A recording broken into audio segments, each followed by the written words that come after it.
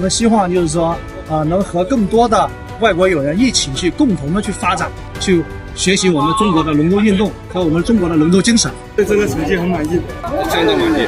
第一次到国外来比赛也见识了很多国外的风土人情拿冠军全力以赴就可以了。为我们参观一下。Yeah, it was fun. It was for many of us, it was the first time sitting in a dragon boat, so it's a great experience.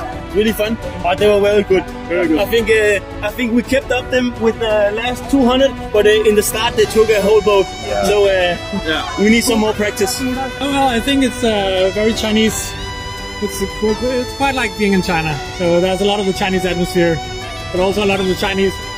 Quite impressive, no matter it's the competition or the performance. Everyone's gathering together. It's quite impressive to see so many like Chinese events and elements in Europe. There are so many Danish people, American people, and the Chinese people. Everyone gathered together just for this special event. I think the rowing team, the Chinese rowing team, which flew all the way from China to Denmark, Copenhagen, my team was up against them.